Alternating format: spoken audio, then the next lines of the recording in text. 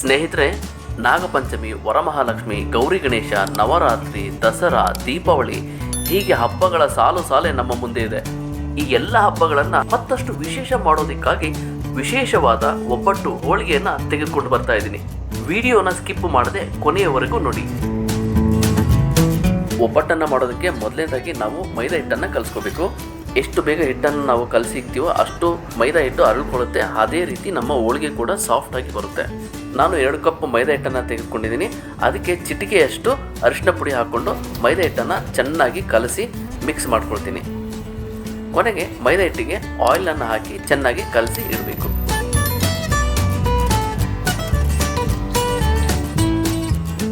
ಬೇಳೆ ಬೇಗ ಬೇಳೆ ಅನ್ನೋದಕ್ಕೋಸ್ಕರ ನಾನು ಇಲ್ಲಿ ಕುಕ್ಕರನ್ನು ಬಳಸ್ತಾ ಇದ್ದೀನಿ. ನೀವು ಬೇಕಂದರೆ ನಾರ್ಮಲ್ ಪಾತ್ರೆಯಲ್ಲೂ ಕೂಡ ಬೇಳೆಯನ್ನು ಬೇಯಿಸ್ಕೊಳ್ಬೋದು.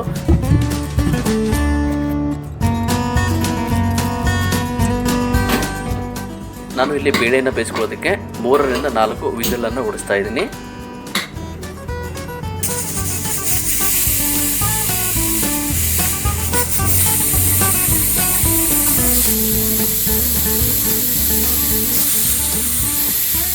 ನಮ್ಮ ಬೇಳೆ ಬೆಂದಿದೆಯೋ ಇಲ್ವೋ ಅಂತ ನೋಡೋಣ. ನೋಡಿ, ಹೀಗೆ ಬೇಳೆಯನ್ನು ಕೈಯಲ್ಲಿ ತೆಗೆದುಕೊಂಡು ಹೀಗೆ ಸ್ಮ್ಯಾಶ್ ಮಾಡಿ ನೋಡಿದರೆ ಬೇಳೆ ಯಾವುದೇ ರೀತಿ ಗಟ್ಟಿ ಗಟ್ಟಿ ಕಾಣಿಸಿಲ್ಲ ಅಂತಂದರೆ ಅದು ಚೆನ್ನಾಗಿ ಬೆಂದಿದೆ ಅಂತ.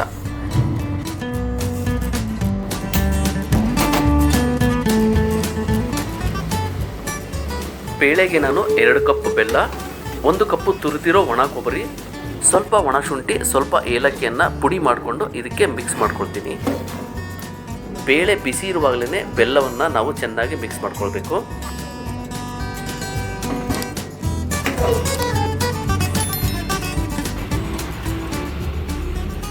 ಮಿಕ್ಸ್ ಮಾಡಿದಾದ್ಮೇಲೆ ನಾವು ಮಿಕ್ಸರ್ಗೆ ಹಾಕೊಳ್ಳೋಣ. ಬೇಳೆಯನ್ನು ಮಿಕ್ಸಿಗೆ ಹಾಕಬೇಕಾದ್ರೆ ನೀರನ್ನು ಹಾಕೋಬೇಡಿ.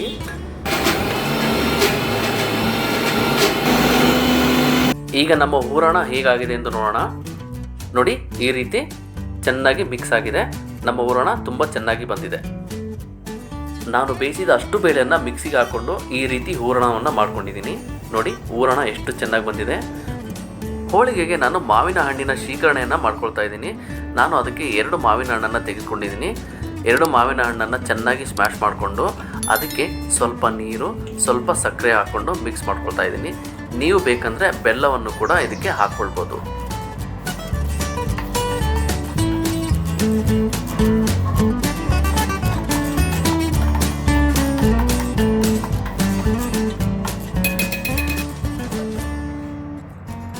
ಈಗ ನಾವು ಒಬ್ಬಟ್ಟನ್ನು ಮಾಡೋಣ. ನಾವು ಆವಾಗಲೇ ಕಲಸಿಟ್ಟ ಮೈದಾ ಹಿಟ್ಟು ನೋಡಿ ಎಷ್ಟು ಚೆನ್ನಾಗಿ ಮೃದುವಾಗಿ ಸಾಫ್ಟಾಗಿ ಬಂದಿದೆ ಅಂತ. ಚಪಾತಿ ಮಾಡುವ ಮಣೆಯ ಮೇಲೆ ಒಂದು ಪ್ಲಾಸ್ಟಿಕ್ ಶೀಟನ್ನು ಹಾಕೋಬೇಕು. ಶೀಟ್ ಮೇಲೆ ಸ್ವಲ್ಪ ಆಯಿಲನ್ನು ಹಾಕೋಬೇಕು. ನಂತರ ಸ್ವಲ್ಪ ಮೈದಾ ಹಿಟ್ಟನ್ನು ತೆಗೆದುಕೊಂಡು ಲೀಫ್ ಥರ ಸ್ಪ್ರೆಡ್ ಮಾಡ್ತಾ ಹೋಗಿ. ಸ್ವಲ್ಪ ಸ್ಪ್ರೆಡ್ ಆದಮೇಲೆ ಅದಕ್ಕೆ ಹೂರಣವನ್ನು ಇಟ್ಟು ಮೈದಾ ಹಿಟ್ಟಿಂದ ಹೂರಣವನ್ನು ಮುಚ್ಚುತ್ತಾ ಬನ್ನಿ.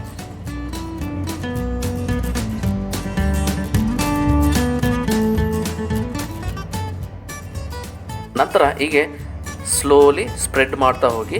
ಹೀಗೆ ಹೀಗೆ ನೀವು ಸ್ಪ್ರೆಡ್ ಮಾಡಿದರೆ ಅದು ನಮ್ಮ ಹೋಳಿಗೆ ಸ್ಪ್ರೆಡ್ ಆಗ್ತಾ ಹೋಗುತ್ತೆ. ಯಾವುದೇ ರೀತಿ ಬ್ರೇಕ್ ಆಗಲ್ಲ. ಒಬ್ಬಟ್ಟನ್ನು ಬೇಯಿಸೋದಕ್ಕೆ ಅಂಚನ್ನು ಯಾವಾಗಲೂ ಲೋ ಫ್ಲೇಮಲ್ಲೇ ಇಟ್ಕೋಬೇಕು. ಅಂಚು ಬಿಸಿಯಾದ ಮೇಲೆ ಸ್ವಲ್ಪ ಆಯಿಲನ್ನು ಹಾಕ್ಕೊಳ್ಳಿ. ನಂತರ ತಟ್ಟಿದ ಹೋಳಿಗೆಯನ್ನು ಹಾಕಿ ಒಬ್ಬಟ್ಟಿನ ಸುತ್ತ ಸ್ವಲ್ಪ ಆಯಿಲನ್ನು ಹಾಕಿ. ಆಯಿಲನ್ನು ಹಾಕಿದ ನಂತರ 8 ಸೆಕೆಂಡ್ ಬಿಡಿ. ನಂತರ ಹೋಳಿಗೆಯನ್ನು ತಿರುವಿ ಹಾಕಿ. ಹೀಗೆ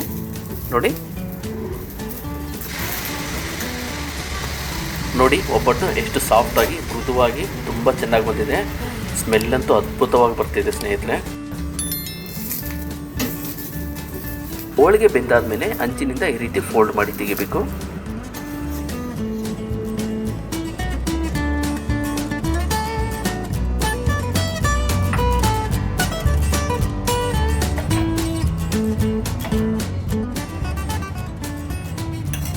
ನೋಡಿ ಸ್ನೇಹಿತರೆ, ಫೈನಲ್ ಆಗಿ ನಮ್ಮ ಅಷ್ಟು ಹೋಳಿಗೆನೂ ರೆಡಿಯಾಗಿದೆ. ಎಷ್ಟು ಸಾಫ್ಟಾಗಿ, ಎಷ್ಟು ಮೃದುವಾಗಿ, ಎಷ್ಟು ಟೇಸ್ಟಿಯಾಗಿ ಬಂದಿದೆ ಅಂತಂದರೆ ಇದೇ ರೀತಿ ನಿಮ್ಮ ಮನೆಯಲ್ಲಿ ಹೋಳಿಗೆ ರೆಸಿಪಿಯನ್ನು ನೀವು ಟ್ರೈ ಮಾಡ್ಬೋದು. ವಿಡಿಯೋ ಇಷ್ಟ ಆಗಿದ್ದರೆ ವಿಡಿಯೋನ ಲೈಕ್ ಮಾಡಿ, ಮತ್ತು ನಿಮಗೆ ಈ ರೆಸಿಪಿ ಏನು ಅನ್ನಿಸ್ತು ಅಂತ ಕಮೆಂಟಲ್ಲಿ ತಿಳಿಸಿ. ಹಾಗೆಯೇ ನಮ್ಮ ಚಾನಲನ್ನು ಸಬ್ಸ್ಕ್ರೈಬ್ ಮಾಡೋದನ್ನು ಮರಿಬೇಡಿ.